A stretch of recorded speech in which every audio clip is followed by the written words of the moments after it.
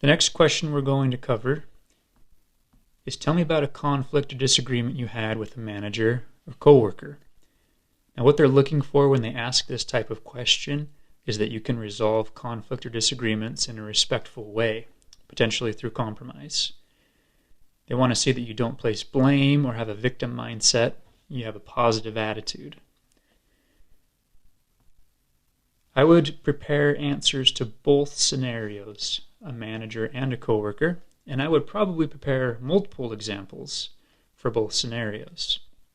Don't forget to formulate your answer in the same way that we did for the problem question. State the conflict or disagreement, tell them how you work to resolve it, tell them the result. Now, a word of caution for this question. I would recommend that you prepare your answer with a specific disagreement with a boss or coworker about how you guys approached something. That's the easiest and safest way to do this, but still, it gives a strong answer to the question. So make the conflict about the problem you disagreed about, never about the person themselves. Don't say they were difficult to get along with.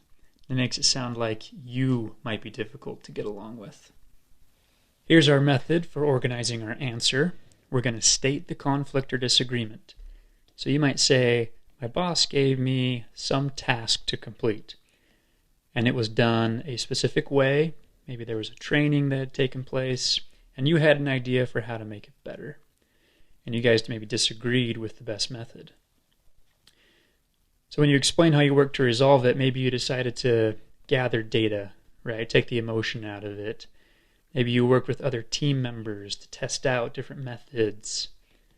And then you put together some logical proposal that you would take to your boss and present.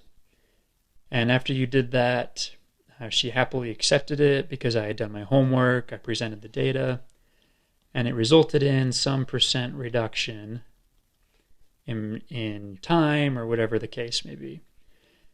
And then also share that you and your boss were now on the same page with how the method was to be done.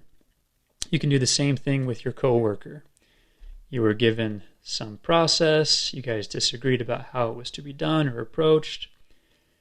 You guys then worked together. Maybe you tried out each other's ideas, each other's methods, and you implemented the best one. Now, it's okay if your method didn't win out. What's important is that you demonstrated your respectful team player abilities and achieved a better outcome. So again, you'd wrap up with some percent reduction or some productivity increase, and that you and your coworker were now on the same page.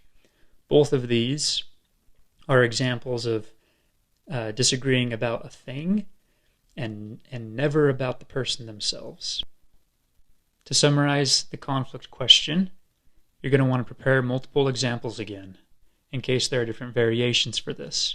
Prepare both manager and coworker examples. You want to write down your examples following the same format where you state the conflict, tell them how you work to resolve it, and tell them the result. Use numbers if you can. Don't be a victim, and don't choose an example with a bad outcome. I interviewed one gentleman, and he was explaining a situation he had with one of his employees. They were difficult to get along with. He tried to work with them, but he ended up just letting them go. It wasn't the best example. Didn't come off very well. And the sad part was he knew it. He kept trying to make it more positive after he stated that the outcome was he eventually fired that person. So try to pick one with a good outcome. Lastly, practice vocalizing your answer.